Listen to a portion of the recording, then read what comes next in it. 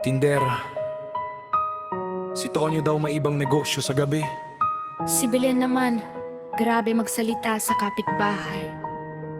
Sa isang eskinita, dikit-dikit ang bahay, pero bawat pader, puno ng lihim na away. Si Aling Belen, laging may obserbasyon. Kay Mang Tonyo, laging may hinala at desisyon. Hindi yan totoo, plastic yan siya. Sabi ng kapitbahay na mahilig sa kwento, tila isang simpleng kilos, pinalaking kasalanan hanggang bawat tingin may halong paghuhusga at takot sa kapwa. Kapitbahay, pero malayo ang loob. Sa bawat hinala, lumalalim ang galit at buot. Kapitbahay, pero walang tiwala, hanggang ang bawat isa nagiging biktima ng tila.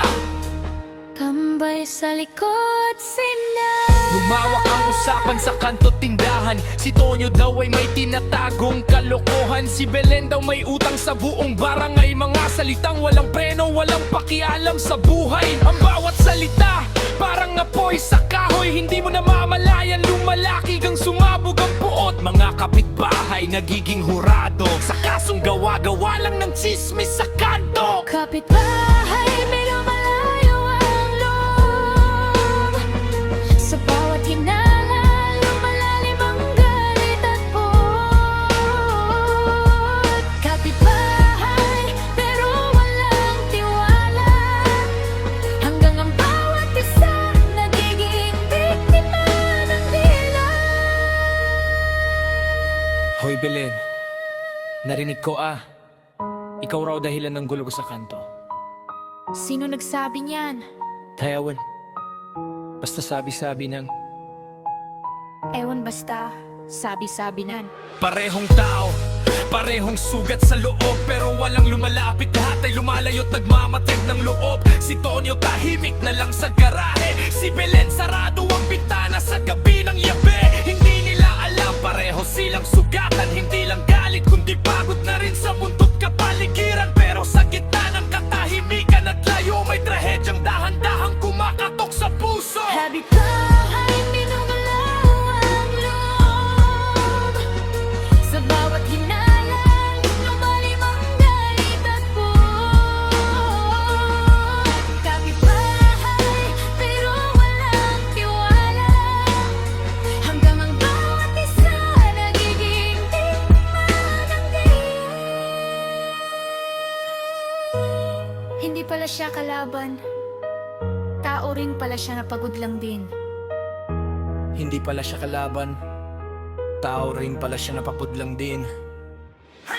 Ano? Kayo ng tulong, tumawag kayo ng tulon. Sa gitna ng dilim, may sigaw at takot. Si Belen nakahandusay, mundo'y biglang natapos. Walang nakakaalam kung ano ang tunay na dahilan, pero lahat ng chismis biglang nawala ng laman. Si Tonyo nakatayo, nanginginig ang kamay. Kung hindi lang sana, kung kinausap ko lang siya kahit isang araw. Ngayon huli na ang lahat ng salita, ang ingay ng kanto na palitan ng lungkot at konsensya. Hindi pala siya kalaban, tao rin pala siya na pagod dahay. Hindi pala siya kalaban, tao rin pala siya na pagod lang din.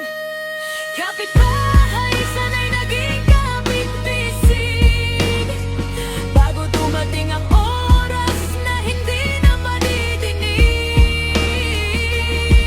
Kapitbahay, ngayon ko lang nakita na ang inggit at chismis pwedeng pumatay ng kapwa.